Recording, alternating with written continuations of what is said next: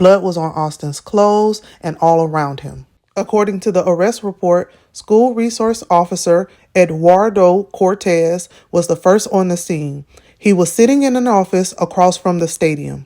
Once he heard the dispatch call, he ran across the Stanley Middle School parking lot and entered the southwest entrance of the stadium. When he arrived, he was met with students telling him what happened. He proceeded to the north end of the track where Austin was. He saw multiple people surrounding the tent. When Officer Cortez arrived at the bleachers, an adult male pointed to Karmelo and identified him as the suspect. At this point, Karmelo was on the north end of the track. As the officer approached Karmelo, he told him to keep his hands up in the air. It was at that time Karmelo shouted, "I was protecting myself."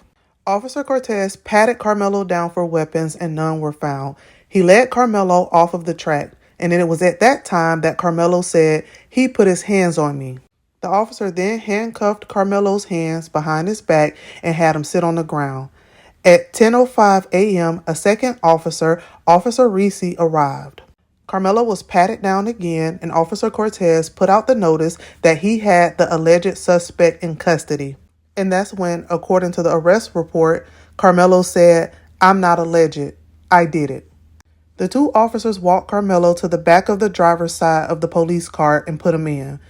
In the arrest report, officers said that Karmelo was emotional, crying hysterically, but compliant. While in the back of the police car, Karmelo said, "He put his hands on me. I told him not to." He also asked, "Is he gonna be okay?" In the report, Officer Reese said that Karmelo asked her if what he had done could be considered self-defense. She stated that she then told him that she didn't know what happened. After the officers put Karmelo in the car, they noticed blood on Karmelo's left middle finger. A photo was taken and placed into evidence.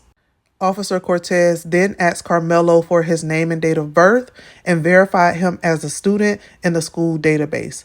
At about 10:06 a.m., Sergeant Otis arrived on the scene and went to the bleachers where Austin was being treated, now by a Frisco Fire Department. At some point, the wind started to blow strong and it started to rain heavily. Officers began to move the witnesses and crowds that gathered. They secured the crime scene and began taking photos. At least 33 pictures was taken of the crime scene. The memorial tent was also moved to shield Austin and the rescue team from the rain. Police began to look for witnesses, and Hunter Metcalf, Austin's twin brother, and another student came forth.